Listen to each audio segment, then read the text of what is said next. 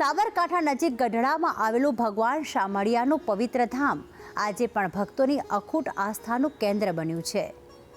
હરણાવ, ધામણી અને સાબરમતીના ત્રિવેણી સંગમ વચ્ચે વસેલું આ સ્થાનક કુદરતી સૌંદર્ય સાથે આત્મિક શાંતિનો અનોખો અનુભવ કરાવે છે. લગભગ 700 વર્ષ જૂના આ ધામમાં શ્રી હરિના અવતાર એવા શામળિયા ભગવાનની 6 ફૂટ ઊંચી દિવ્ય પ્રતિમા બિરાજમાન છે, જેના દર્શન માટે દૂર દૂરથી શ્રદ્ધાળુઓ પધારે છે.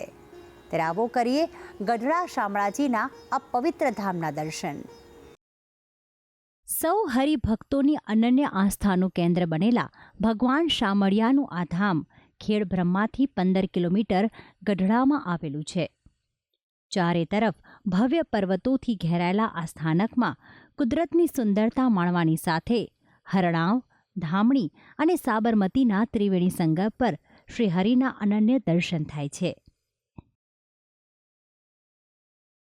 કહેવાય છે કે ઈડરના રાજા શ્રી રામભાણ દ્વારા સંવત 1555માં મંદિરનો જીર્ણોદ્ધાર કરાવેલો છે.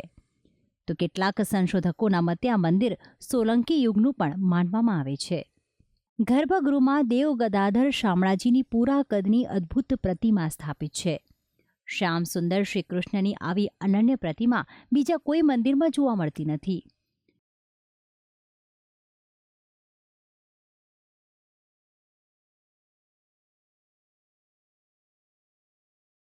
વિષ્ણુના દશાવતારોનું સુંદર ચિત્રણ આ પ્રતિમાની આસપાસ બંને બાજુ દર્શાવાયું છે. રાજકોટ, વડોદરાથી લોકો યાત્રાળુઓ દર્શન કરવા આવે છે.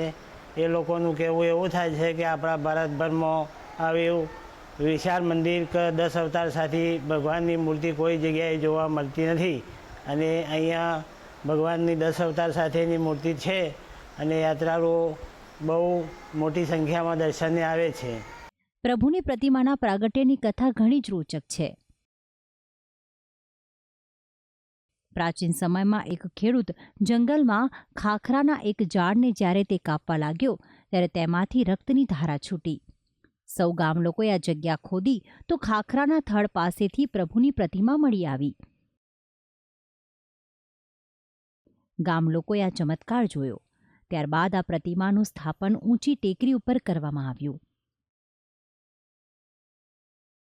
કહેવાય છે કે અમુક સમયે ભગવાનની મૂર્તિ પર એક ઘાના નિશાન પણ જોવા મળે છે, અને જીવિત વ્યક્તિની જેમ આ પ્રતિમાને પાટો પણ બાંધવામાં આવે છે.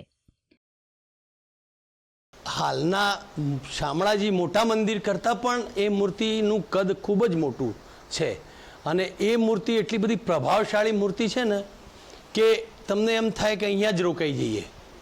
મંદિર પરિસરમાં શ્રી હરિના વાહન એવા ગરુડજી તથા સૌના રક્ષક દેવતા ભૈરવ દાદાની પણ સ્થાપના છે.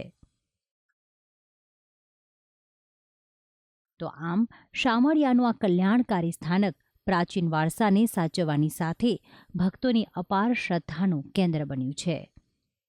ભક્તિ સંદેશ, સંદેશ ન્યૂઝ, સાબરકાંઠા.